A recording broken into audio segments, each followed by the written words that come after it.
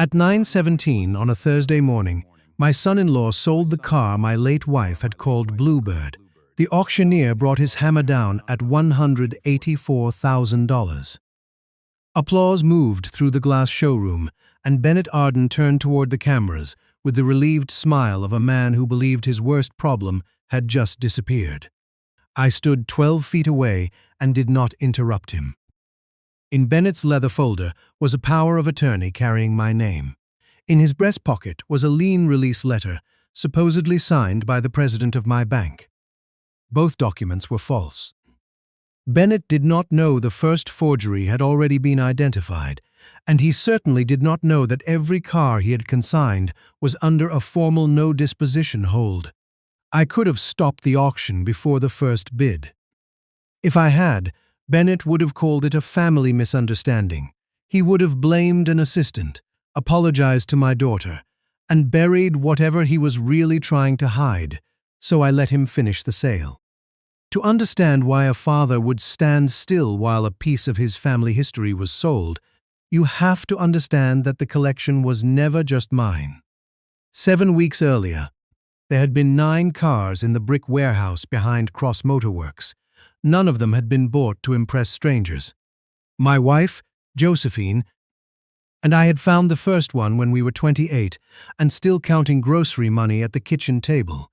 It was a rusted 1965 Jaguar Roadster with a torn roof and a dead battery. Josephine saw the faded blue paint beneath the dust and said it looked like a bird waiting for spring. We spent 4 years bringing it back. I rebuilt the electrical system. She stitched the seats by hand.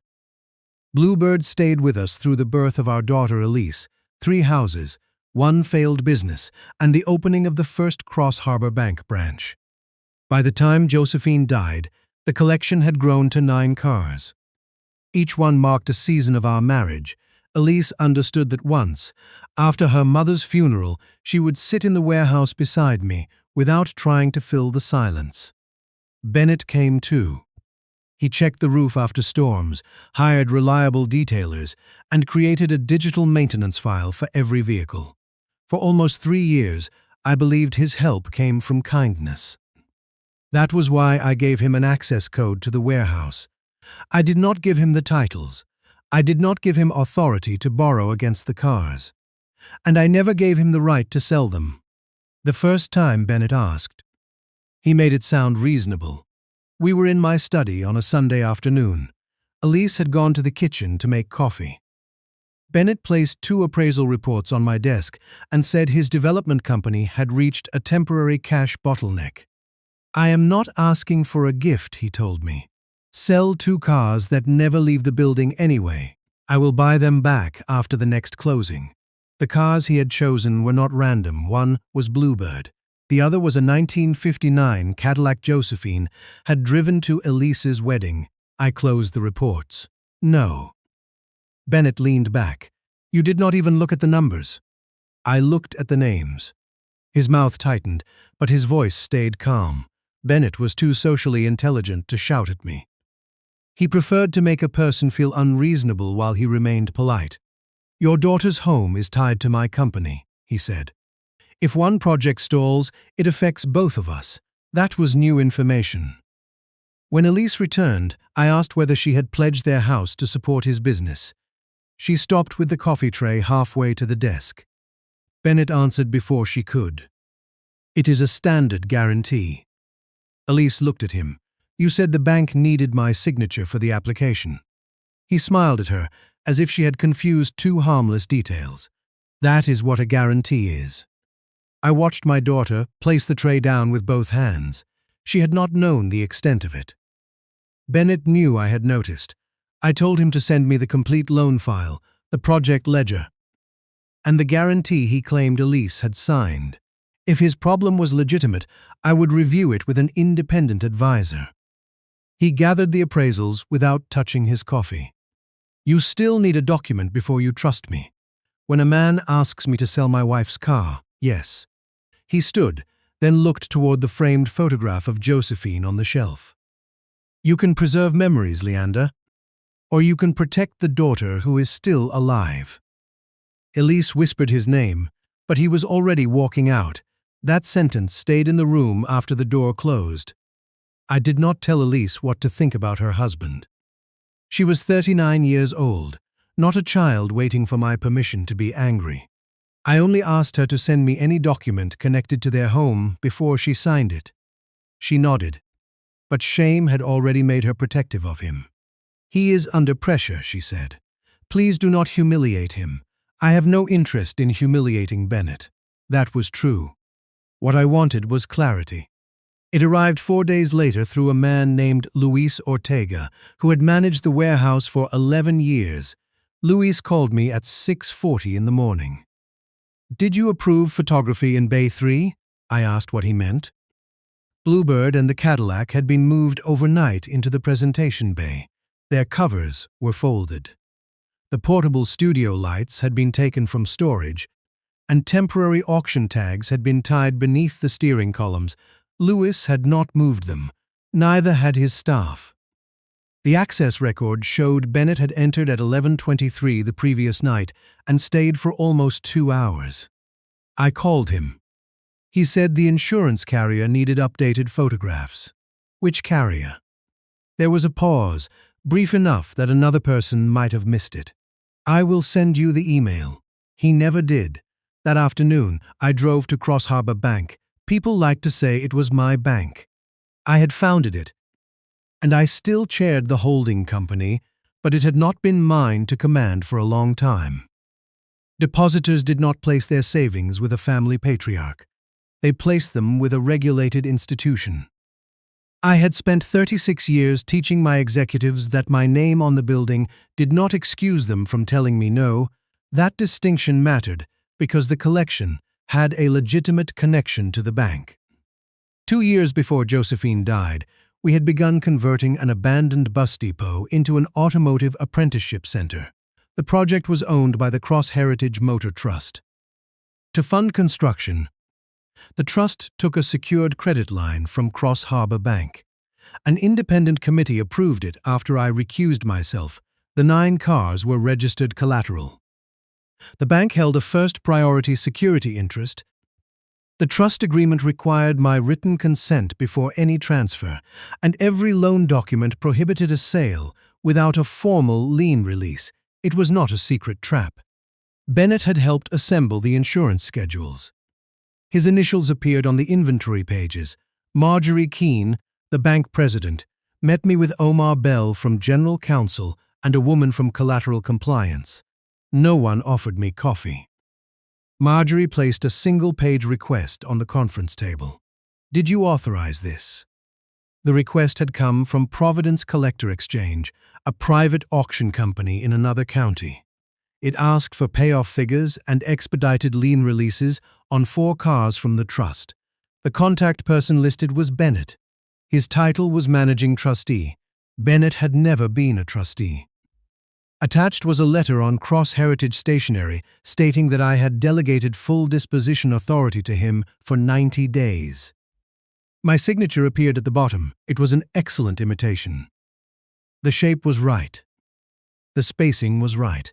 Whoever made it had probably copied it from a high-resolution scan, but I had stopped signing my middle initial that way 6 years earlier, after arthritis changed the movement of my hand.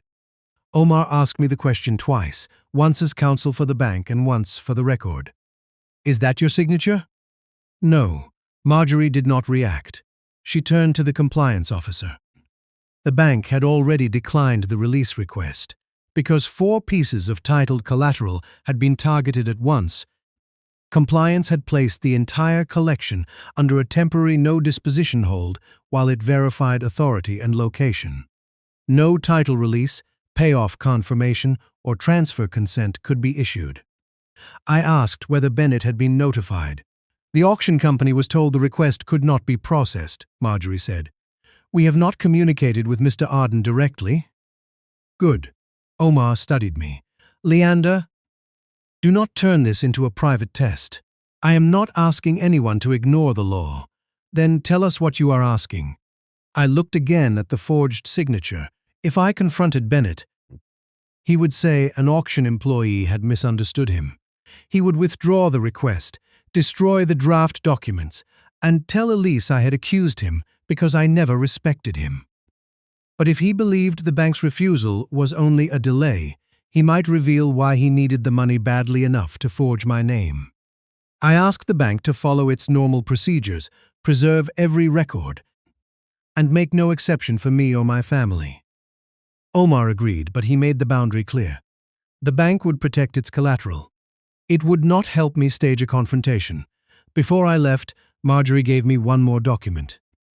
Providence Collector Exchange had sent a preliminary consignment schedule with the release request. Bennett was not preparing to sell 2 cars. He had listed 6.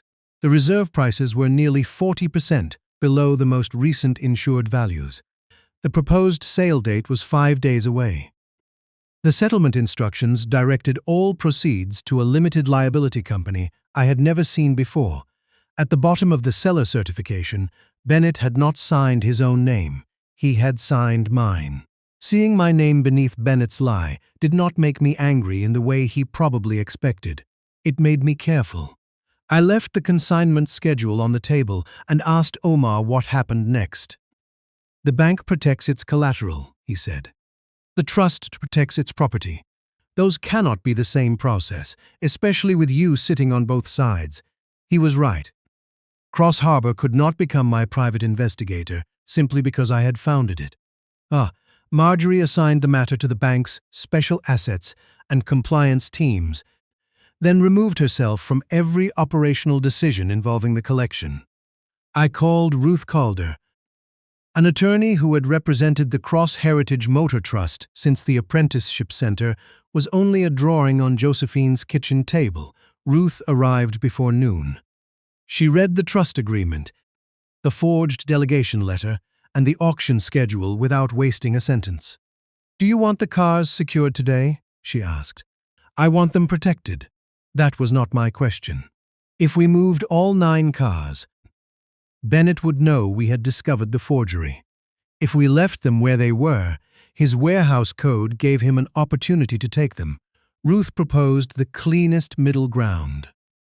Luis would change the alarm authority so Bennett could no longer enter alone. No vehicle could leave without 2 verified approvals, one from the trust and one from the bank's collateral agent. We would photograph every chassis number, odometer, title packet, and storage bay that afternoon. Nothing would be hidden. Nothing would be manufactured. Then Ruth would preserve the documents and contact the Financial Crimes Unit for guidance. She warned me that reporting a forged signature did not allow us to direct an investigation or choose the moment of an arrest. "I do not want a performance," I said. "Good, because police officers are not supporting actors in a family argument."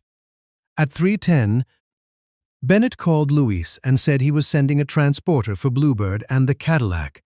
Luis followed the new procedure. He asked for written authorization. Bennett called me less than a minute later. "Why did you lock me out? You were never authorized to remove a car."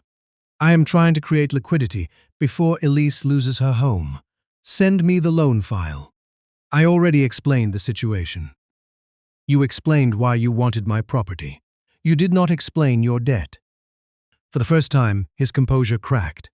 I heard his breath strike the phone before he lowered his voice again. "Be careful, Leander. If you turn this into a control contest, Elise will be the one who pays." He ended the call. Ruth was still sitting across from me. She had heard only my half of the conversation, but she wrote down the time and told me not to call him back. That evening, Elise came to my house with a canvas document bag and no coat. Rain had darkened the shoulders of her blouse. She had driven over after finding 2 certified notices in Bennett's desk. The first came from a casino credit office. It demanded payment on 3 unpaid markers totaling $168,000. The second came from Grayline Capital, a private lender charging an interest rate that increased every week after default. Bennett had borrowed $270,000 through a limited liability company called Arden Recovery Partners. It was the same company listed to receive the auction proceeds. Elise sat at my dining table and read the name twice. He told me Arden Recovery was a reserve account for the development. The company had no employees, no construction contract, and no business address beyond a rented mailbox. Ruth found its public registration within minutes. Bennett was the sole member. Elise opened the rest of the bag. Inside were joint account statements she had the legal right to access, along with a copy of the guarantee Bennett had asked her to sign. Over 11 months, payments to casinos, online gaming processors, and Greyline totaled more than $400,000. Some had been disguised in the household ledger as land surveys and permit deposits. Her signature appeared on the home guarantee. This one was real. She remembered signing the final page on Bennett's tablet while he scrolled past the rest. He had told her the document only confirmed their address and marital status. "I signed it," she said. "I made it possible." He made sure you did not understand what you were signing. That will not save the house. I had spent decades hearing borrowers explain how shame had delayed a hard decision. Shame did not protect an account. It only gave the person causing the damage more time. I asked Elise whether she wanted her own lawyer. She stared through the rain at the dark window. "If I do that, my marriage may be over." "Your marriage may already be in danger. A lawyer will help make sure you are not." She nodded once. The next morning, Ruth spoke with Detective Mara Voss from the County Financial Crimes Unit. Ruth provided the forged delegation and seller certification, the trust documents, the bank's refusal, and Bennett's settlement instructions. Elise gave her own records through her attorney later that day. Detective Voss did not call Bennett. She did not ask me to provoke him. She requested preservation notices and told every institution to follow its ordinary controls. Providence Collector Exchange had a problem of its own. Its legal department had received the bank's refusal, but Bennett insisted the hold had been resolved. Under its contract, Providence could market the cars and accept conditional bids, but it could not deliver a title or release sale proceeds until every lien was cleared. The auction company suspended 4 of the 6 listings. Bluebird and the Cadillac had already been featured in its catalog, and registered bidders were traveling from 3 states. Providence decided to keep them on the schedule as sales subject to final title clearance. Buyer deposits would remain in escrow. That decision belonged to Providence, not to me. Bennett still had every opportunity to withdraw the cars, admit he lacked authority, or tell the truth. Instead, 2 days before the auction, he produced a power of attorney notarized under my name. The notary seal belonged to a man who had retired the previous year. 1 day later, Bennett submitted a lien release letter carrying Marjorie Keene's signature and the bank's embossed seal. The letter stated that Cross Harbor had received full payment and released its interest in Bluebird and the Cadillac. The secured credit line had not been paid down by a single dollar. Marjorie looked at the copy in the bank's conference room. "He spelled my middle name correctly," she said. "He still did not get my signature right." The bank notified Detective Voss and formally confirmed to Providence that no release existed. Providence froze all settlement activity but did not tell Bennett why. Its lawyers were now preserving evidence for investigators. On Wednesday night, Bennett came to my house. Elise was staying with a friend.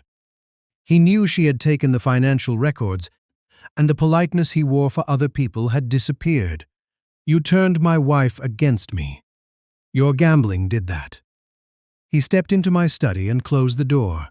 "I can repair this if you stop interfering." "With what money?" "The auction covers the urgent debt. My next project closes in 6 weeks." I asked him which project.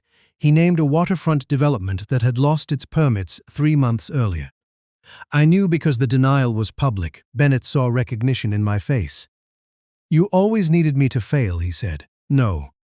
I needed you to stop using Elise as collateral." His eyes moved to Josephine's photograph. "Those cars are dead metal. You are choosing them over your daughter. Then withdraw them." He said nothing. That silence answered the only question that remained. Bennett did not believe he was saving Elise.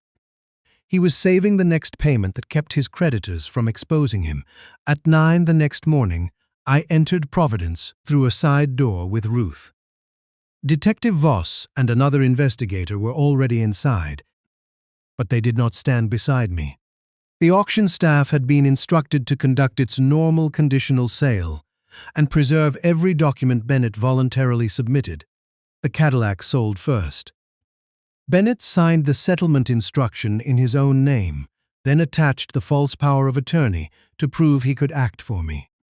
He directed the escrow officer to send the net proceeds to Arden Recovery Partners as soon as the title cleared. Then Bluebird rolled beneath the showroom lights. For a moment, I saw Josephine at 28, kneeling on our garage floor with blue thread between her fingers. Then the bidding began. At $184,000, the hammer came down.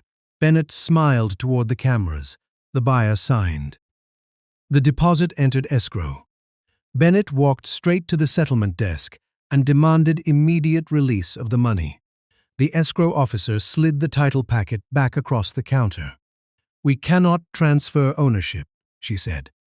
"Cross Harbor Bank has confirmed that the lien remains active." Bennett's smile vanished. He opened his folder and pulled out Marjorie's forged release. "Then your bank is lying." Behind him, Detective Voss closed the distance between them. "Mr. Arden," Detective Voss said, "take your hands away from the folder." Bennett turned. For half a second, he did not recognize what was happening. He saw a woman in a dark suit standing behind him, another investigator near the settlement room entrance, and two Providence employees watching from behind the counter. Then he saw the badge in her hand. His expression changed before his posture did. "This is a private transaction," he said. "It became a criminal matter when you presented documents that the issuing institutions say are false." Bennett looked past her and found me. "You brought police officers to an auction?" I did not answer. Detective Voss stepped between us without raising her voice. "Mr. Arden, I need you to place the folder on the counter." He kept one hand on it. "My father-in-law authorized this sale. The person you identified as your principal has denied giving you that authority. This is a family disagreement. The bank president has also denied signing the lien release in your hand." That stopped him. Bennett looked down at the document as if the paper had betrayed him. "I received it from an intermediary." "Who?" "My office handled the release. You are the only employee of Arden Recovery Partners." He glanced toward the showroom. Several bidders were still gathered near Bluebird. They could not hear every word, but they understood enough to know the sale had failed. Bennett had spent years controlling the version of himself other people saw. At dinners, he was attentive. In meetings, he was prepared. When he lied, he wrapped the lie in enough professionalism that challenging him felt impolite. Now there was no room left for presentation. Detective Voss asked him again to release the folder. This time, he did. The second investigator secured it without opening anything in front of the crowd. Providence's legal counsel asked the auctioneer to suspend the remaining lots. The buyers were told there was a title issue and that their deposits would remain protected until the company completed its review. No one announced that Bennett had committed a crime. No one needed to. Voss moved him into a private office beside the settlement desk. Ruth and I stayed outside. Through the glass partition, I saw Bennett speaking rapidly while Voss listened with her hands resting on the table. After less than 4 minutes, she opened the door. "Mr. Cross, I need to confirm one fact." I entered. Bennett was sitting in a chair with his jacket unbuttoned. His face was pale, but his eyes were steady again. He had already found the defense he wanted to use. Detective Voss placed the purported power of attorney on the table. "Did you sign this document?" "No." "Did you authorize anyone to sign it for you?" "No." "Did you give Mr. Arden verbal authority to sell Bluebird or the Cadillac?" "No." Bennett leaned forward. "You told me the collection would eventually belong to Elise. I told you the trust would support the apprenticeship center after my death. You said family assets should serve the family. That is not authority to sell them." He looked at Detective Voss. He is changing the meaning now because he wants to punish me. Voss did not look toward me. Who prepared the power of attorney? I do not know. It was submitted from your email account. My staff handles my email. You have no staff. Bennett's jaw tightened. He turned back to me. Tell her about the study. Tell her you agreed that Elise's house had to be protected. I agreed to review your loan documents. You knew I needed liquidity. I also told you no. That word settled between us. Bennett had relied on ambiguity from the beginning. A conversation about protecting Elise became consent to sell a car. Access to the warehouse became management authority. My refusal became a negotiation he could continue without me. But no was not ambiguous. Detective Voss asked Ruth and me to leave the room. 20 minutes later, Bennett came through the door with his hands behind his back. The officers had not displayed the restraints in the showroom. They had waited until they were in the private corridor. Even then, Bennett searched for Elise among the faces outside. She was not there. When he saw me, he stopped walking. You let them do this. No, I said. You did. The investigator guided him toward the service exit. I did not watch him enter the police vehicle. I went back to Bluebird. The car remained under the showroom lights with the temporary lot number hanging beneath its mirror. The buyer who had placed the winning bid stood several feet away, speaking with a Providence attorney. He was a retired surgeon named Malcolm Rusk. I had met him once at a preservation conference. When he noticed me, he approached carefully. I did not know, he said. Neither did the auctioneer when the bidding started. I would never have bid if I thought the owner had not consented. I know. He looked toward the car. It is extraordinary. My wife did most of the work people notice. I told him the sale could not be completed. Providence would return his deposit after its legal review, and Bluebird would go back to the trust warehouse once Detective Voss released it. Malcolm nodded. Then he asked whether the apprenticeship center ever allowed visitors. That question mattered more to me than the bid. I gave him Luis's number. By noon, every vehicle had been accounted for. 4 remained in the warehouse. Bluebird and the Cadillac were secured at Providence under a police preservation order. The remaining 3 had never left storage because Luis's revised authorization procedure had stopped the transporter. No title had transferred, no buyer had lost money. No auction proceeds had reached Arden Recovery Partners. Bennett had completed enough of the transaction to show his intent, but not enough to take the cars from us. That distinction did not make the day feel like a victory. Elise called me at 1:46. Her attorney, Naomi Pierce, had told her Bennett was in custody. She asked whether I had known he would be arrested. I knew Detective Voss would be there. You stood there while it happened? Yes, there was a long silence. He is still my husband. I know. You could have warned me. Detective Voss asked us not to warn any potential witness. I am not a witness. I am his wife. You are both. She ended the call. I sat in the empty Providence conference room after Ruth left to meet with the prosecutor. For the first time since Luis had called me about the photographs, I wondered whether I had mistaken restraint for distance. I had protected the collection. I had preserved the evidence.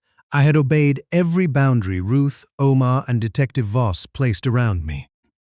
But Elise had learned from a lawyer that her husband had been arrested while her father watched. Procedure could be correct and still cause pain. At 4:30, Cross Harbor's board held an emergency meeting. Marjorie attended with Omar. I joined by video from Ruth's office. Before anyone could ask, I offered to step aside temporarily from all board discussions involving Bennett, Arden Recovery, the trust, or the disputed loan documents. One director asked whether that was necessary. It is necessary that no employee wonder whether protecting my family is part of protecting the bank. The board appointed an independent committee. Marjorie's team would respond to subpoenas through ordinary channels. I would receive no information that was not available to the trust through Ruth. The vote was unanimous. By the time I returned home, 3 reporters had left messages. Providence's auction had been open to registered media, and someone had photographed Bennett being escorted through the service exit. The first online headline called him the son-in-law of Cross Harbor's founder. The second called the incident a dispute over a multi-million-dollar family collection. Neither headline mentioned Elise. That would not last. I issued one statement through Ruth. The Cross Heritage Motor Trust had identified unauthorized documents involving its property and had referred them to the appropriate institutions. The trust would cooperate with investigators. I would not discuss my daughter's marriage. Bennett's attorney issued a longer statement. He said Bennett had acted under a good faith belief that he possessed family authorization. He accused Cross Harbor of using extraordinary institutional pressure to criminalize a private misunderstanding. He also claimed the sale was intended to prevent the foreclosure of Elise's home. At 8 that evening, Elise came to my house. This time, she wore a coat. She placed Bennett's attorney's statement on my dining table. Did the bank arrange his arrest? No. Did you? No. You knew where he would be. So did Providence. He scheduled the auction. Her eyes filled, but she did not cry. You could have confronted him before he signed. I confronted him twice. He forged another document each time an institution told him no. You still let him stand there in front of everyone. The investigators needed to see what he chose to submit. They did not need me to embarrass him. That distinction will not matter to people. It may matter in court. She looked at Josephine's empty chair. I defended him to you. You trusted your husband. I ignored things. Yes, the word hurt her. I saw it immediately, but I would not protect her by replacing Bennett's lie with a kinder one. Elise opened the document bag she had brought before. This time, it contained photographs, holiday cards, and old correspondence. I know where he got your signature. She showed me a letter I had written to her 3 years earlier, after she completed a hospital treatment program for children with speech disorders. I had signed my full name at the bottom. The curve of the L, the spacing between my middle initial and surname, and the long downward stroke on the final S matched the forged delegation almost exactly. Bennett had helped Elise scan the letter for a family album.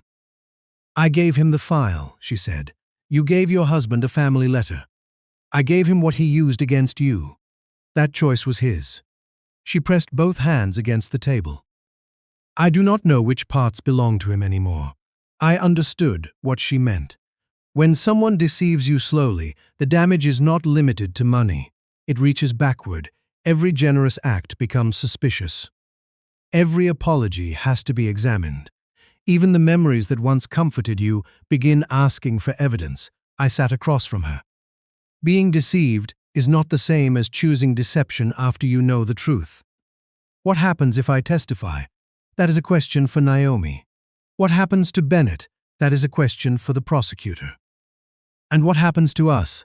That question belonged to me. You remain my daughter. She looked down. Even if I cannot forgive what you did today, you do not owe me forgiveness on a schedule. Her shoulders lowered slightly. She stayed in the guest room that night. At 6 the next morning, Naomi called. Greyline Capital had agreed to a 14-day standstill on enforcement against the house. The lender was not showing mercy. Its attorneys had learned that Bennett might have obtained the loan through false collateral representations, and they wanted time to determine whether their own documents were enforceable. Elise's genuine signature remained a serious problem, but it was no longer the only problem. The guarantee she signed referred to an attached collateral schedule. The version Bennett showed her had listed only his interest in the waterfront development. The version Greyline received listed their home, Arden Recovery's accounts, and all titled vehicles controlled directly or indirectly by the guarantors. Elise had never seen that language. Her initials appeared at the bottom of the substituted page. They were not hers. By Monday, Detective Voss had obtained warrants for Bennett's business laptop, cloud storage, and the rented mailbox used by Arden Recovery. Ruth told me only what the trust was entitled to know. Investigators recovered draft versions of the power of attorney. The earliest contained a warning across the top, stating that it was a sample form and conferred no legal authority. In the next version, the warning had been removed.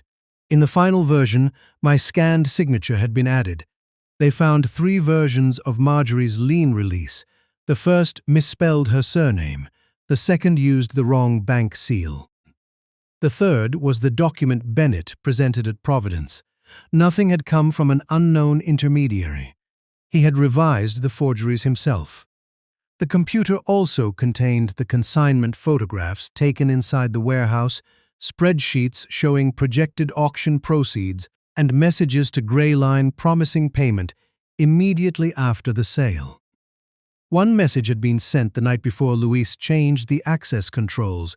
Once the first 2 clear, I can move the rest before Cross understands what is happening. Bennett had not planned to stop with Bluebird and the Cadillac. He intended to sell all 9. Detective Voss called me to her office on Tuesday afternoon.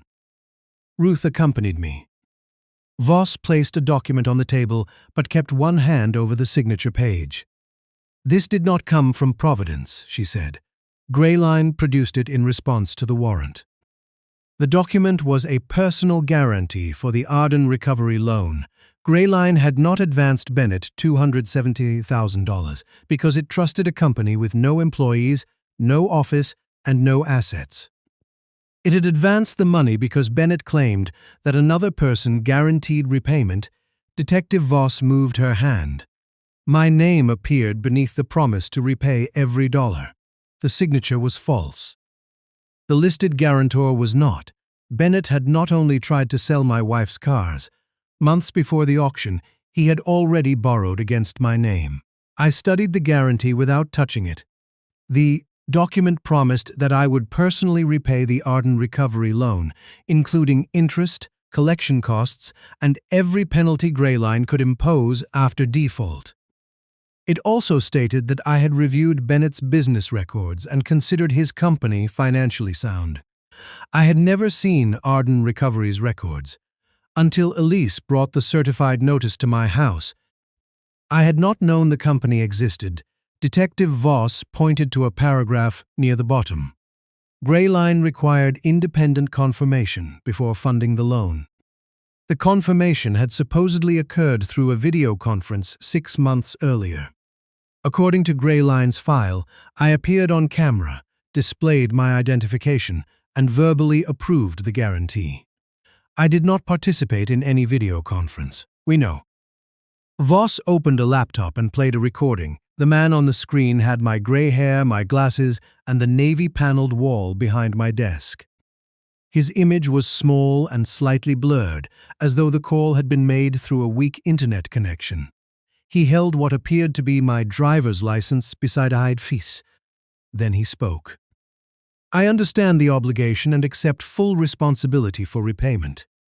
The voice was mine, the words were not. Ruth leaned closer to the screen. "Was this generated?" "The laboratory has not completed its analysis," Voss said, "but we found the source material." Bennett's laptop contained recordings from 3 Cross Heritage Board meetings conducted by video during the previous winter. In one meeting, I had said that I understood an obligation. In another, I had accepted responsibility for a delayed contractor payment. Individual words had been taken from different sentences and assembled into the statement Grayline received. The image came from a recording Bennett had made inside my study. He had visited on a Saturday afternoon and asked me to help Elise choose a retirement gift for one of her colleagues. While I stood near the bookcase discussing watches, Bennett placed his phone against a stack of files. The camera had captured my face and the wall behind me. He had not needed to imitate me perfectly. He only needed Grayline's verification officer to believe that an older man with poor video quality was behaving like an older man with poor video quality. The identification card was more difficult. Voss placed a photograph beside the guarantee. 3 years earlier, Bennett had driven me to a medical appointment after cataract surgery. The clinic had photocopied my driver's license and insurance card. Bennett had carried the documents to the front desk because I could not read the forms clearly. A scanned copy of that license appeared in an encrypted folder on his laptop. Ruth sat back. This was not a desperate decision made 5 days before the auction. No, Voss said. It was prepared over months. I thought about the Sunday in my study when Bennett asked me to sell Bluebird. At the time, I believed the request marked the beginning of his plan. It had not. The request had been an attempt to make me participate voluntarily in something he had already done. If I agreed to sell the cars, Bennett could use the proceeds to repay the loan before Greyline contacted me. The false guarantee might never be examined. My consent after the fact would not make his earlier forgery lawful, but it would reduce the chance that anyone discovered it. When I refused, he moved to the auction. Detective Voss closed the laptop. We need to discuss your public schedule. Ruth looked at her. Why? Bennett accessed more than the trust documents. His search history included Mr. Cross's board calendar, travel schedule, and upcoming medical appointments. That information was available to family, I said. Some of it was. Some was not. Investigators had recovered screenshots from Elise's home computer. Bennett had used her saved password to enter the private family calendar. He had marked the periods when I would be traveling, when Marjorie would be attending a banking conference, and when Louis planned to take his daughter to college. The original auction date fell during the only week. All 3 of us were expected to be away. Louis had changed his plans after his daughter became ill. That was why he was in the warehouse when the cars were photographed. A fever had protected Bluebird more effectively than any plan I created. Voss told me Bennett had been released on bond. The court prohibited him from contacting me, Ruth, Marjorie, Louis, or any Providence employee. He could communicate with Elise only through their attorneys unless she requested otherwise. Has she requested otherwise? I asked. Voss did not answer. That information was not mine to receive from her. I returned home and found Elise in Josephine's sewing room. She had opened the cedar cabinet where her mother kept upholstery samples from the restoration projects. Strips of faded leather and cloth covered the floor around her. Blue fabric lay across her knees. Her mother had used the same roll for Bluebird's seats. Naomi told me about the video, she said. I sat in the chair by the window. Detective Voss showed it to me. He used your voice. Yes. He used my computer to find your schedule. Yes. She folded the blue fabric once, then unfolded it. I spoke with him this morning. I waited. He called Naomi first. She advised me not to answer, but I asked her to arrange it. Why? Because I needed to hear whether he would tell the truth when there was nothing left to protect. Did he? She gave a small, exhausted laugh. He said you had always planned to take everything from us. I did not respond. He said the guarantee was only temporary. He said no one would have lost money because the auction would have paid Greyline before they ever contacted you. He was promising them my money. I know. He was selling the trust's property to repay a debt obtained through my forged guarantee. I know. The second answer was sharper. I stopped speaking. Elise gathered the fabric into her hands. Then he said I caused it. I felt something inside me harden, but I kept my voice level. How? He said I knew the company was failing. He said I kept asking him to protect the house and maintain our life. He said every dinner, every trip, every time I told him I was afraid of losing everything became pressure he could not survive. That is not authorization to commit fraud. No. But it is close enough to guilt that he knew I would examine it. She looked at me. I did ask him to fix things. You asked your husband to be honest about your finances. I asked him not to let anyone know we were in trouble. That was different. Elise had not forged a document. She had not consigned the cars or fabricated a lien release. But shame had made secrecy feel more important than safety. Bennett had used that preference because it protected him. What did you tell him? I asked. I told him I would not speak to him again unless Naomi was present. She stood and returned the upholstery samples to the cabinet. Then she took out an old metal cash box. Josephine had kept restorations receipts beside it. Most were small. Thread, polish, wiring, chrome fasteners, replacement gauges. Every receipt carried a note in her handwriting identifying which car it belonged to. Elise opened a folded page from the bottom. Her mother had written it during the year Bluebird was completed. A car is not a family. It is only one of the places where a family remembers the work it did together. Elise read the sentence aloud. She would hate what this has become. Your mother hated dishonesty. She did not hate people for being harmed by it. You do not know what she would think of me. No. But I know what she thought of you when she wrote your name on every birthday card for 38 years. Elise closed the box. What happens to the house? Naomi will tell you when she knows. Could you pay Greyline? The question came quietly. I had expected it from Bennett. Hearing it from Elise was different. Yes, I said. I could. Her eyes lifted. But I will not pay a debt simply because someone used my name to create it. Her expression tightened. I am not asking you to save Bennett. If I repay Greyline before the court determines what happened, Bennett's attorney will argue that the loss was temporary and the matter belongs in civil court. Greyline may also claim my payment proves I accepted the guarantee. So the house is evidence now? No. The house is your home, but the decisions around it have legal consequences. She stood at the sewing table with one hand on the cash box. You always know the correct reason not to help. The sentence struck harder than Bennett's accusations because Elise believed part of it. I rose. I will pay for your independent lawyer. I will pay for a safe place to live. I will help you separate your accounts. Replace your car if it is seized and protect your medical insurance while this is resolved. But not the house. Not by paying Bennett's fraudulent debt in a way that may protect him. She turned toward the window. There are moments when a father wants to remove every consequence before it reaches his child. That instinct does not disappear when the child becomes an adult.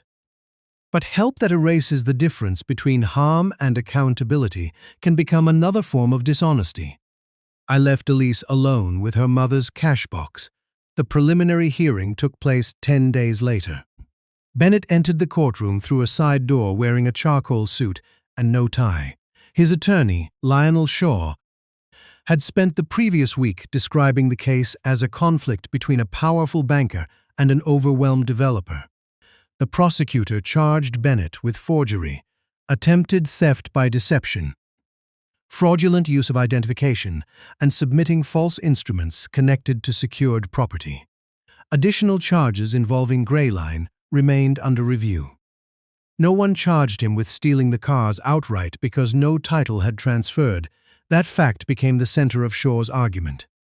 No property left the trust, he said. No buyer lost a deposit. No bank released a lien. No money reached my client. The prosecutor answered with the power of attorney, the false release, the settlement instructions, the video confirmation, and Bennett's demand that Providence transfer the proceeds to Arden Recovery. The judge listened without expression. Shaw then called the sale an abandoned negotiation. It was not abandoned, the prosecutor said. It failed. Bennett looked at me when she said it. I was seated behind Ruth, not beside the prosecutor. Shaw requested that the court remove the no-contact protection involving me. He argued that Bennett needed access to family records to prepare his defense. Ruth stood. The defendant used access to family records to obtain the signature, identification, schedule, and video material involved in the alleged offenses. The judge denied the request. Then Shaw produced a document I had not seen. It was an email from Elise to Bennett, sent 9 months earlier. We cannot let Dad know how bad this is. Find a way to cover it until the waterfront deal closes. The courtroom became very still. Bennett did not turn toward his wife. Elise sat beside Naomi, 2 rows behind me. I heard her inhale. Shaw argued that the message showed Bennett had acted within a shared marital plan to conceal the company's condition. He suggested Elise knew about Arden recovery and had encouraged Bennett to obtain emergency financing without involving me. The prosecutor objected that none of those statements authorized forgery. The judge agreed but allowed Shaw to discuss the email when addressing Bennett's intent. For the first time, I understood the position Bennett intended to take. He would not deny everything. He would admit enough desperation to appear human, enough concealment to explain the documents, and enough marital cooperation to place Elise beside him. Outside the courtroom, reporters waited behind a barrier. Naomi led Elise toward a private consultation room. I followed until she raised a hand. "Give us 10 minutes." I waited in the corridor. Through the closed door, I could not hear the words, only the rhythm of Elise's voice. At first it was low, then it rose, then it stopped.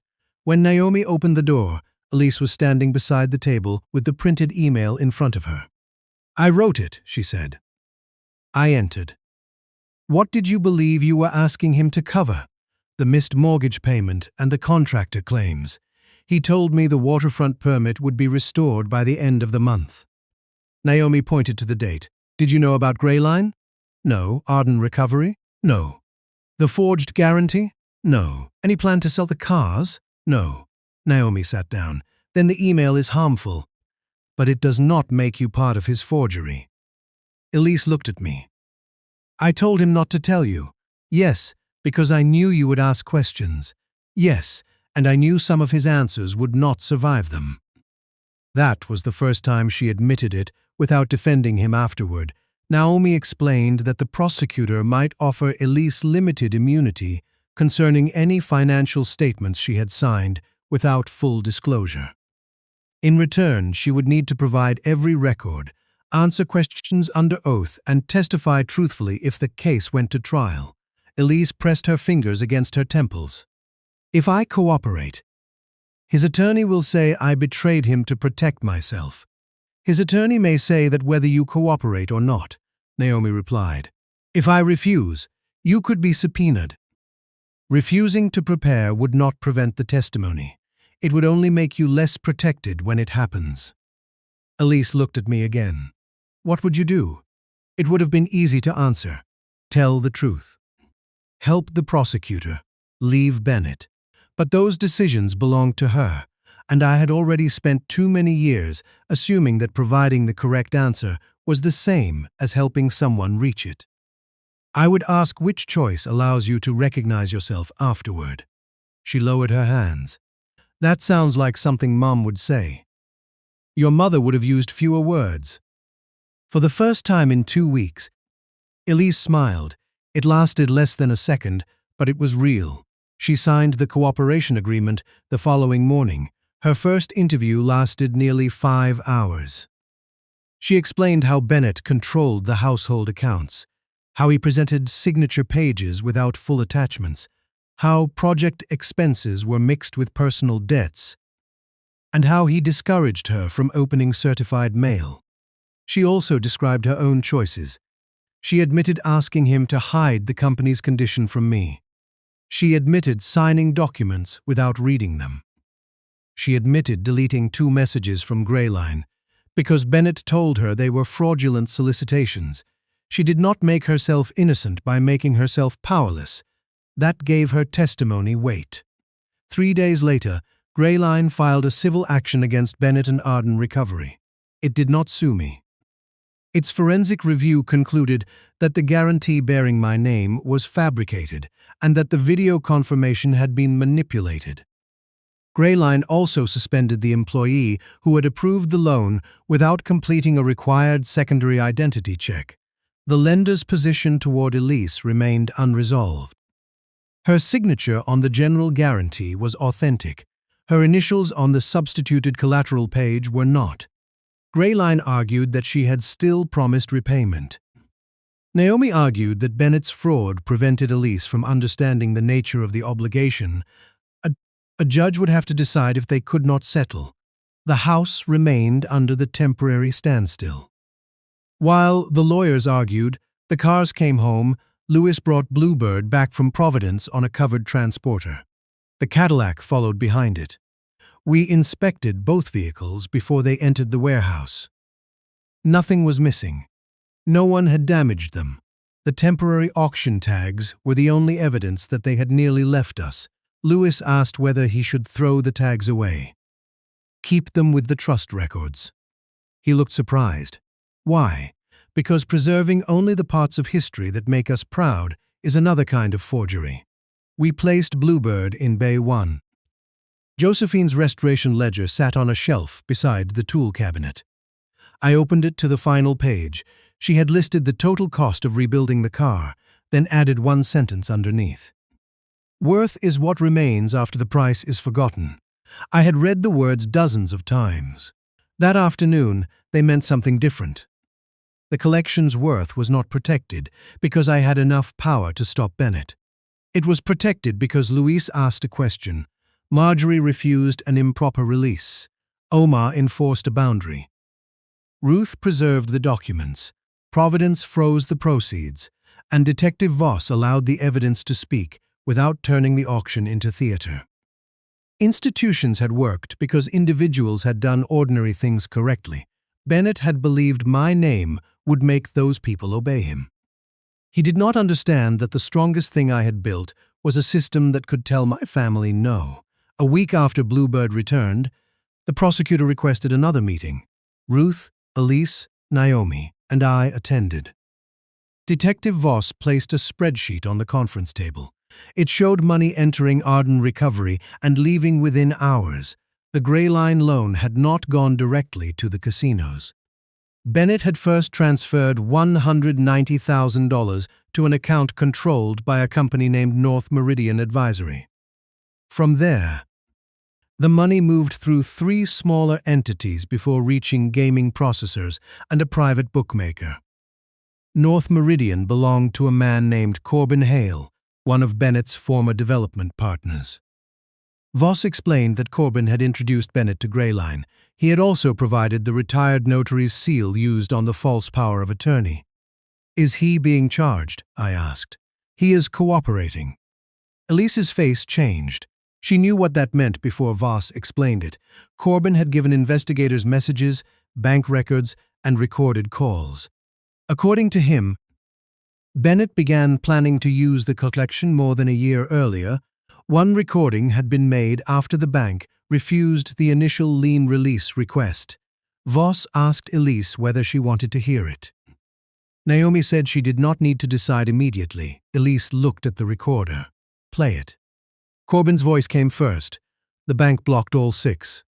Walk away before Cross realizes what you submitted." Then Bennett answered, "He will not go to the police. Elise will stop him. You sure? She has spent her whole life trying not to disappoint him.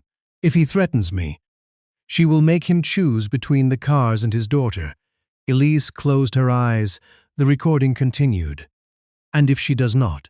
Bennett laughed once. "Then I give her a reason to believe the house is lost because of him." Voss stopped the recording. No one spoke. For weeks, Elise had believed Bennett's crimes were the uncontrolled decisions of a desperate man. She had blamed pressure, gambling, shame, and fear. The recording removed that refuge. He had not simply used her signature. He had studied her love for both of us and planned to use it as leverage. Elise opened her eyes. "What reason?" Detective Voss did not answer immediately. She took a second document from the file. It was a draft foreclosure notice addressed to Elise. The notice was false. Bennett had prepared it 3 weeks before he asked me to sell Bluebird. His plan had been to show Elise that their home would be seized unless I surrendered the cars. If I refused, he would tell her I had chosen Josephine's memory over her safety. If I agreed, he would repay Grayline and bury the forged guarantee. Either way, he intended to make my daughter believe her father had forced the choice. Elise read the notice to the bottom, then she placed it flat on the table. "When does the grand jury meet?" The prosecutor glanced at Naomi before answering. "Thursday." Elise nodded. "I will be there." She did not sound angry. She sounded certain. On Thursday morning, Bennett arrived at the courthouse, expecting his wife to protect the last version of his story. Instead, Elise walked past him, carrying the document bag he had once used to hide notices from her. She did not look toward the cameras. She did not look toward me. She followed the prosecutor through the grand jury door and carried every record inside.